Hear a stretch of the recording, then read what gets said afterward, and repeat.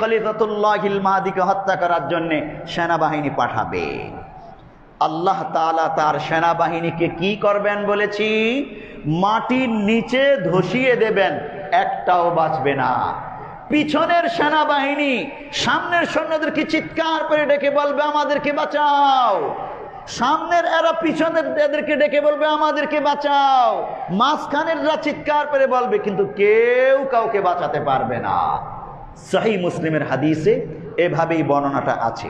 একজন মাত্র বেঁচে থাকবে সংবাদ দেওয়ার জন্য। কেন আল্লাহ তাআলা এদেরকে মেরে ফেলবেন? কারণ ওই সময়ে খলিফাতুল্লাহিল মাহদির কোনো সেনাবাহিনী নাই, অস্ত্র শস্ত্র নাই, বিশাল শক্তি নাই। তিনি কেবল খেলাফত ঘোষণা করেছেন, ইত্যবসর তাকে হত্যা করার জন্য চলে এসেছে। এই সময়ে আল্লাহ তাআলা যদি সাহায্য না করেন, কে তাকে সাহায্য করবে? যখন মুসলিম সেনাবাহিনী আল্লাহ তাআলা পাঠিয়ে দেবেন সাহায্যকারী হিসেবে, তখন আর অলৌকিক সাহায্যের প্রয়োজন পড়বে না।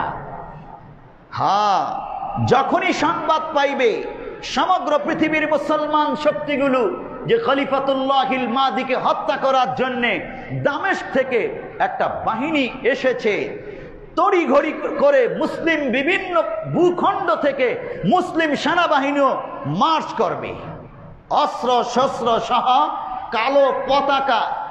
আপনারা ভালো করে জেনে নেন, মুসলমানদের রাষ্ট্রীয় পতাকা হলো সাদা, কালিমা খচিত সাদা পতাকা, এবং সেনাবাহিনীর মুসলিম সেনাবাহিনীর পতাকা হলো কালিমা খচিত কালো পতাকা। আল্লাহর নবী জিহাদের ময়দানে দুটো পতাকাই বহন করেছেন, সাদা পতাকা, কালো পতাকা, রাষ্ট্রীয় পতাকা, সেনাবাহিনীর পতাকা। আল্লাহর নবী হাদিসে ইরশাদ করতেছেন, স্পষ্ট হাদিস দেখুন, عن ثوبان رضي الله عنه قال قال النبي صلى الله عليه وسلم إذا رأيتم الرايات السود قد جاءت من قبل خراسان, যখন তোমরা দেখবা খোরাসান থেকে, পূর্ব প্রান্ত থেকে কালো পতাকাধারী মুসলিম সেনাবাহিনী এগিয়ে এসেছে, ফাতুহা, তোমরা এই সেনাবাহিনীর অন্তর্ভুক্ত হয়ে যাও। ফাইন্না ফিহা খলিফাতুল্লাহিল মাহদি, কেননা এই সেনাবাহিনীর অন্তর্ভুক্ত থাকবেন খলিফাতুল্লাহিল মাহদি। হাদিসটি রয়েছে মুস্তাদরাকে হাকিম 8531 নম্বর হাদিস, এবং সুনানে ইবনে মাজাহ হাদিস নম্বর 4135। তাহলে খোরাসান থেকে, খোরাসান বলতে রাসূলুল্লাহ সাল্লাল্লাহু আলাইহি ওয়াসাল্লামের যুগে বুঝিয়েছে একেবারে ইরাক থেকে নিয়ে হিন্দুস্তান পর্যন্ত, ইরাক, ইরান, আফগানিস্তান আর এই হিন্দুস্তানের আগ পর্যন্ত এই পুরা পূর্ব অঞ্চলটাকে তৎকালীন যুগে খোরাসান বলে উল্লেখ করা হতো। বর্তমান যুগে খোরাসানের সেই চিত্রটা ধরে রেখেছে আফগানিস্তান। আল্লাহর নবীর অন্য একটা বর্ণনায় আরো স্পষ্ট ভাবে আছে। তাহলে এই আফগানিস্তান অঞ্চল থেকেই একটি মুসলিম সেনাবাহিনী কালো পতাকা নিয়ে খলিফাতুল্লাহিল মাহদির সেনাবাহিনী হিসেবে রওনা হয়ে যাবে তার নিরাপত্তা দেওয়ার জন্য, এবং খেলাফত ঘোষণা করেছে এই খেলাফতের সৈন্যবাহিনী হিসেবে কাজ করার জন্য। এরপরে দেখুন, এ তো খোরাসান থেকে রওনা হয়ে যাবে, রওনা হয়ে তারা মক্কায় প্রবেশ করে ফেলবে। মক্কায় প্রবেশ করে খলিফাতুল্লাহিল মাহদির চতুর্দিকে নিরাপত্তা বেষ্টনী তৈরি করে ফেলবে। মুসলিম বিশ্ব অবাক বিস্ময়ে তাকিয়ে দেখবে, এত দ্রুত গতিতে তারা এসেছে।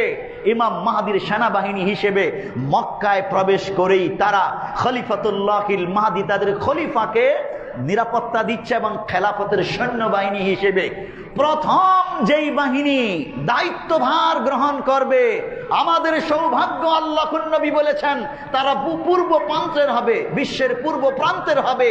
এই আফগানিস্তান, বাংলাদেশ, হিন্দুস্তান এই অঞ্চলের মুসলিম সেনাবাহিনী সর্বপ্রথম ইমাম মাহদির সেনাবাহিনী হিসেবে অন্তর্ভুক্ত হবে।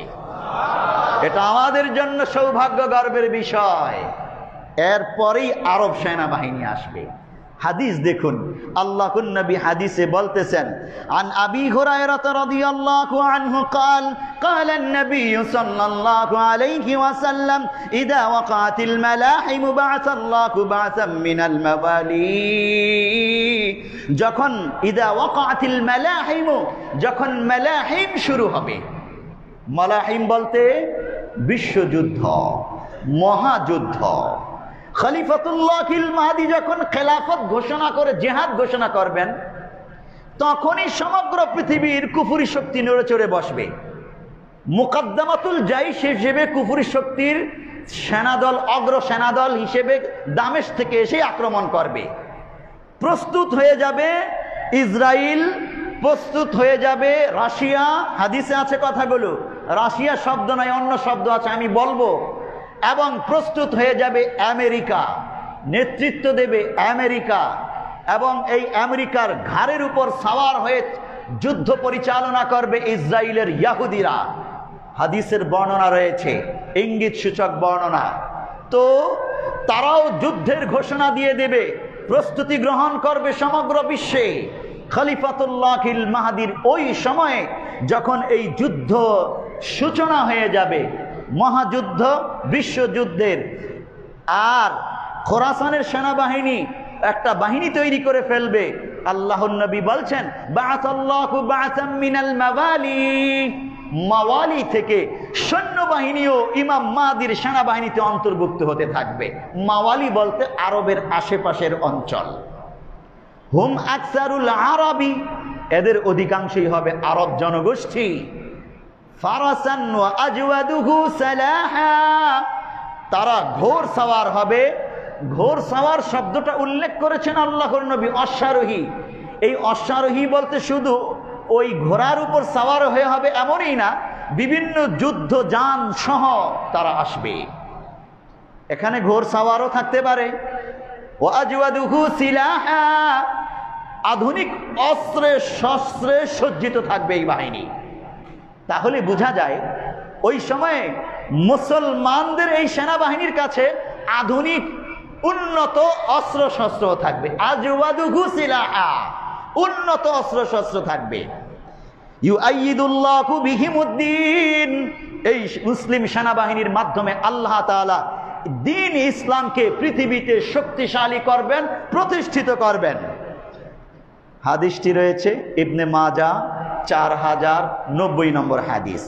পেয়ারে হাজিরিন, তখন সমগ্র পৃথিবী থেকে ছোট্ট ছোট্ট সেনাদল ইমাম মাহদীকে হামলার জন্য প্রস্তুতি নিয়ে বাড়তে থাকবে মক্কার দিকে।